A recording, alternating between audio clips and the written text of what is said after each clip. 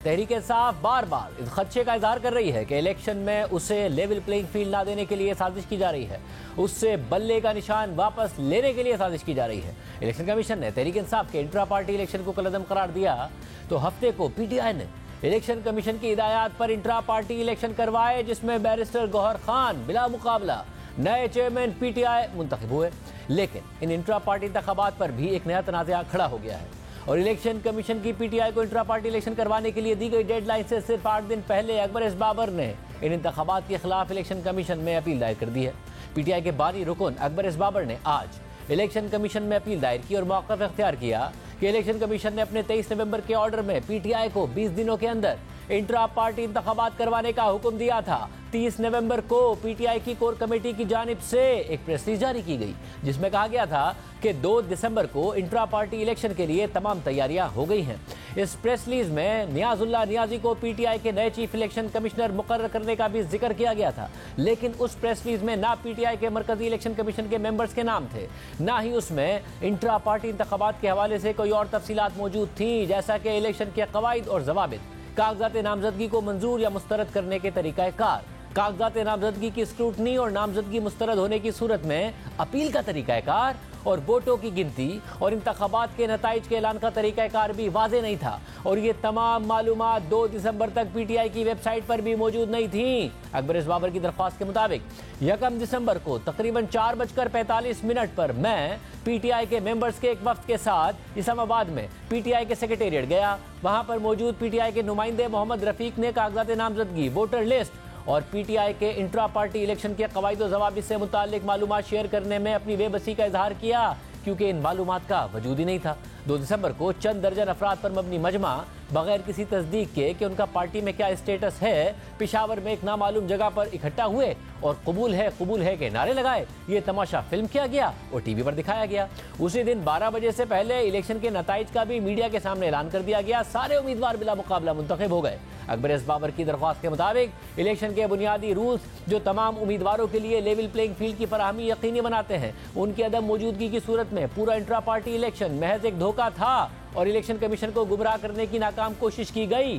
धांधली पर मबनी इंतखाबात से पीटीआई के मेंबर्स को पूरे इंतखाबी अमल से महरूम किया गया, जो इलेक्शन एक्ट 2017 के सेक्शन 208 के सब सेक्शन 2A के खिलाफ है। दरख्वास्त के मुताबिक मेरी इलेक्शन कमीशन से इस्तदा है कि 2 दिसंबर को होने वाले पीटीआई के इंट्रा पार्टी इंतखाबात को कलअदम करार दिया जाए और पार्टी को जल्द अज जल्द नए इंट्रा पार्टी इलेक्शन करवाने का हुक्म दिया जाए। पीटीआई की इंट्रा पार्टी इंतखाबात करवाने की दागदार तारीख है, जिसका जिक्र इलेक्शन कमीशन के 3 नवंबर के ऑर्डर में भी किया गया है। इस सूरत में इलेक्शन कमीशन एक आज़ादाना थर्ड पार्टी मॉनिटर को तैनात करे, जो नए इंट्रा पार्टी इलेक्शन को मॉनिटर और रिव्यू करे, और जब तक पीटीआई साफ और शफाफ इंट्रा पार्टी इंतखाबात नहीं करवाती तो कानून के मुताबिक उसको अपना बल्ले का इंतखाबी निशान ना दिया जाए।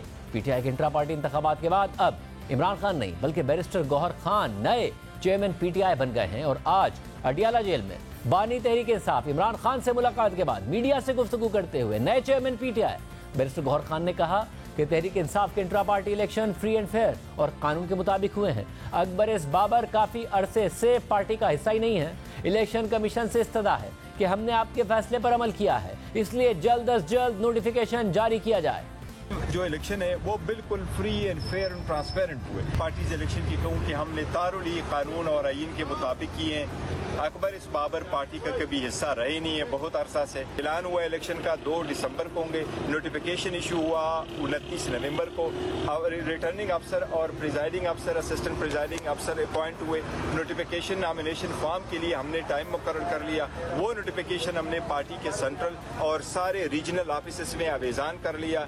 उनके मुताबिक हमारे नॉमिनेशन फॉर्म जमा करने की आखिरी टाइम था 3 बजे 1 तारीख को। वहाँ एक ही पैनल खान साहब से नॉमिनेटेड जो हमारा पैनल था, मेरा और मेरे साथ जितने भी बाकी पैनल थे प्रोविंशियल, वो हमने नॉमिनेशन फॉर्म फाइल कर लिए थे। हमारी इलेक्शन कमीशन से ये इस्तदा है कि आप एक कॉन्स्टिट्यूशनल बॉडी है, ये आपकी रिस्पॉन्सिबिलिटी है, आप जल्द से जल्द इस पे अमल दरामद करवाएं। हमने आपके ऑर्डर का कंप्लायंस किया है, आप काइंडली नोटिफिकेशन इशू कर दें। तोशाखाना केस में इमरान खान के खिलाफ फैसला आने के बाद उनके खिलाफ इलेक्शन कमीशन में नाअहली और चेयरमैनशिप से हटाने की दरख्वास्त दायर की गई थी। साथ ही इलेक्शन कमीशन ने 20 दिन में इंट्रा पार्टी इंतखाबात कराने का हुक्म दिया था, जिसके बाद पीटीआई ने इंट्रा पार्टी इंतखाबात कराए। बैरिस्टर गौहर अली खान का बतौर चेयरमैन इंतखाब का ऐलान हुआ ताकि इमरान खान की नाअहली की सूरत में उनकी जानिब से दिए गए पार्टी टिकट्स की हैसियत पर कोई सवाल ना उठे। पीटीआई ने इंट्रा पार्टी इंतखाबात के नताइज इलेक्शन कमीशन में जमा करा दिए हैं, लेकिन इस हवाले से अभी तक इलेक्शन कमीशन का कोई मौक़िफ़ सामने नहीं आया है कि आया वो इंतखाबात को मंजूर करता है या पीटीआई से उसका बल्ले का इंतखाबी निशान वापस ले लेता है। एक इंतखाबी निशान किसी भी सियासी जमात की पहचान होता है। इंतखाबी निशान वोटर्स को, उस पार्टी के उम्मीदवारों को बैलेट पेपर पर पहचानने में अहम किरदार अदा करता है। इसीलिए किसी भी पार्टी की तरह पीटीआई भी अपने बल्ले के इंतखाबी निशान को बचाने के लिए हर मुमकिन कोशिश कर रही है। माजी में भी सियासी जमातों का वजूद बैलेट पेपर से मिटाने के लिए उनके इंतखाबी निशान को मिटाने की कोशिशें की गई थी, मगर इसमें नाकामी हुई थी, क्योंकि इन जमातों ने नए इंतखाबी निशान के साथ अपनी पहचान बना ली। पाकिस्तान पीपल्स पार्टी ने जुल्फिकार अली भुट्टो की सरबराही में 1970 और 1977 का इलेक्शन तलवार के इंतखाबी निशान पर लड़ा, मगर 1977 के मुतनाज़े इंतखाबात के बाद ज़ियाउल हक ने जुल्फिकार अली भुट्टो की नई बनने वाली हुकूमत का तख्ता उलट दिया और फौजी आमरीत कायम की और साथ ही 90 दिनों के अंदर नए इंतखाबात कराने का दावा कर दिया। लेकिन ऐसा किया नहीं और वो अपनी फौजी आमरीत को तवालत देते गए। लेकिन इसी दौरान उन्होंने पीपल्स पार्टी के तलवार के निशान को इंतखाबी निशान की फहरिस्त से ही निकलवा दिया और फिर पीपल्स पार्टी ने 1988 से लेकर 2018 तक तीर के निशान पर इलेक्शन लड़ा है और 3 दफ़ा इसी तीर के इंतखाबी निशान पर पीपल्स पार्टी ने वफाक में हुकूमतें कायम की हैं।